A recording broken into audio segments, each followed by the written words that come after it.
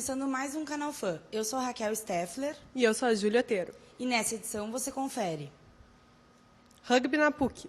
Mix da feira com dicas para o feriado. E uma entrevista com o professor Juremir Machado. Olá, professor Juremir. O senhor é conhecido como um dos principais críticos do Estado. O que tu leva disso para a sala de aula e da sala de aula tu leva para a crítica? Gostei da segunda parte, o tu, porque esse negócio de senhor é um troço assim que é terrível, né? Senhor. A única coisa que me deixou feliz outro dia é que chamam o Gerbasi também de senhor. Agora, sobre ser um dos principais críticos do Estado, eu nem sabia. Eu sou um sujeito assim, doce, suave, não falo mal de ninguém. E na sala de aula, vocês foram minhas alunas, podem testemunhar. Eu tento passar um pouco da minha experiência para os alunos, fazer com que os alunos se apaixonem mais pela profissão e, principalmente, tento fazer com que os alunos sejam grandes leitores. Mais ou menos isso. Na tua opinião, quais são as características necessárias de um bom jornalista para ele enfrentar a realidade de hoje? Eu acho que o jornalista precisa ser uma pessoa muito dinâmica, curiosa, com muita vontade sempre de obter informações, como eu disse, um grande leitor, mas também um sujeito que goste muito de ir ao cinema, de viajar. O jornalista tem que ser um obcecado não só por novidades, mas por informações. Ele precisa estar sempre querendo descobrir coisas em qualquer domínio. Um jornalista que não tem grande curiosidade, que se acomoda, ele não vai além na profissão. No fundo, a profissão, a gente diz isso de uma maneira trivial, no jornalismo o sujeito precisa ter disposição para se incomodar, porque ele não pode se acomodar. O que interessa é o incômodo, não o acomodamento. Senão não funciona. O jornalista que, mas não vou fazer isso porque vai dar problema, aí ele não avança. E na tua opinião, o senhor acha que existe uma sociedade do espetáculo? Com certeza. Eu trabalho muito com esse tema, que é o tema do livro clássico da sociologia, do Guy Debord, A Sociedade do Espetáculo. Eu acho que existe. O espetáculo é uma forma de sociedade da nossa época, em que a imagem é o centro de tudo e que acaba tendo expressões mais simples que a gente conhece. Por exemplo, o que é a sociedade do espetáculo? É uma sociedade onde as celebridades têm mais importância do que qualquer outro tipo de pessoa. Então, a celebridade se torna uma espécie de capital principal da sociedade. Todo mundo quer ser famoso, todo mundo quer ser célebre, e já não interessa mais por que se é célebre. Ser célebre se tornou um fim em si, que é recompensado como tal, independente de uma realização ou de um conteúdo. A TV brasileira hoje ela aborda cada vez mais as questões sociais do país. E o tom usado nesses casos, tu achas que ele é correto?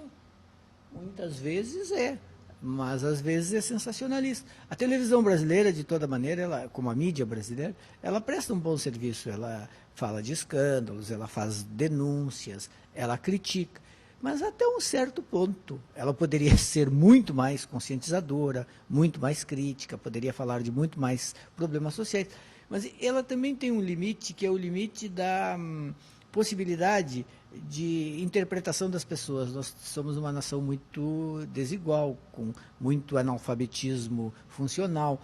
Então, se a televisão também aumentar muito aquilo que ela está oferecendo, se ela elevar demais a qualidade da coisa, ela não consegue atingir o público. É um círculo vicioso. Para que a televisão possa ser mais exigente, seria preciso, primeiro, uma formação melhor da população, saindo das escolas, das universidades e tudo mais. Como não tem isso, se a televisão elevar a barra, ela exclui o público.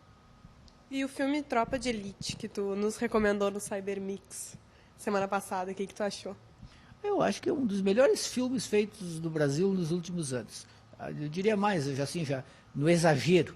É o melhor filme brasileiro feito depois de Glauber Rocha. É um filme que fala da realidade, brutalmente, de maneira complexa, direto. É um filme que resgata o cinema brasileiro, que faz com que o cinema brasileiro volte a ter importância, e a prova disso é que as pessoas estão indo ao cinema, e estão pirateando, estão fazendo qualquer coisa para ver o filme. Fazia muito tempo que um filme brasileiro não interessava dessa maneira às pessoas. Qual é a tua posição perante a violência que é apresentada no filme? Mas o filme ele não faz o elogio da violência, ele mostra que a sociedade é violenta, a polícia é violenta, os traficantes são violentos, a população consumidora de drogas acaba sendo cúmplice dessa violência. O filme mostra como a sociedade inteira está mergulhada numa espiral de violência.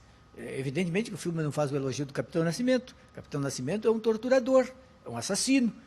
Ele tem uma visão de si mesma que é positivo. Ele se acha incorruptível, o Pop se acha assim. Mas o filme mostra que ele tem essa representação de si, mas que ele também é muito mais do que isso. Por exemplo, ele vai lá e destraça a 12, bota no saco e tudo mais. Então, o filme mostra essa sociedade complexa em que cada um tem uma parte de responsabilidade, cada grupo tem uma parte de responsabilidade no grande problema do tráfico, do consumo de drogas e da violência, e cada um encontra sempre uma justificativa para dizer, não, responsável mesmo é o outro. Juremir, tu acha que o Brasil tem solução? Olha só, é falso pensar que um país tem solução no sentido de, bom, a gente faz assim ou faz assado e o país fica perfeito. Não, um país não quebra, nesse sentido de que o país sempre continua. Então, nesse sentido, sempre tem solução. O país não vai desaparecer, não vai fechar, também não vai virar assim uma catástrofe, todo mundo morrendo de fome. Não, o país é um país com problemas que pode ficar melhor.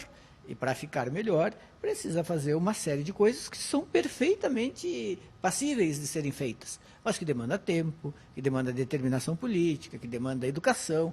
O Brasil não vai ficar muito melhor amanhã, mas o Brasil já é melhor hoje do que ele era 50 anos atrás. E possivelmente ele vai ser muito melhor dentro de 50 anos do que ele é hoje. Mas ele vai melhorando assim, aos trancos e barrancos. Todas essas denúncias de escândalo que nos chocam tanto, elas são, na verdade, um sintoma de melhora. Significa que se está denunciando, cobrando, atacando, e aos poucos isso vai melhorando, mas é lento. E tu não acha que todas essas denúncias, com o passar do tempo, vai deixar as pessoas mais... assim, que não se importam mais, vem tanta notícia que não se importam mais? Conformadas. Não, eu não acho não. Eu acho que é o contrário que acontece. Quanto mais denuncia, mais as pessoas vão tomando consciência. O processo de conscientização é lento. Tem que informar, até que um dia essa informação surte efeito. Isso se vê, por exemplo, em N coisas. O combate ao tabagismo está surtindo efeito. As pessoas já estão fumando menos. Não no nível que se deseja, mas é evidente que estão fumando menos. Em uma série de situações desse tipo, por exemplo, o combate às altas taxas de natalidade. É uma coisa que, nas classes médias e altas, a redução é brutal. E essa redução ela começa a atingir também as classes mais desfavorecidas. Dentro de, 20 anos, 30 anos, as taxas de natalidade no meio mais pobre, essas taxas vão baixar. E isso é o fruto de quê? Conscientização, informação o tempo inteiro até que funcione. E a corrupção é a mesma coisa. Vai fazer o quê? Vai deixar de informar e de denunciar porque há a banalização? Não, tem que denunciar e esperar que funcione. E certamente, se houver punição, se não se reeleger os caras que se corrompem, vai ter solução, vai melhorar. Nunca vai desaparecer completamente, mesmo os países ricos têm corrupção, mas pode melhorar muito. Esse, então, foi o Juremir Machado da Silva, nosso professor aqui da FAMECOS. Muito obrigada pela sua participação, professor. Assista agora a reportagem de Júlio Otero e Fernanda Wenzel sobre o novo esporte na PUC, o rugby.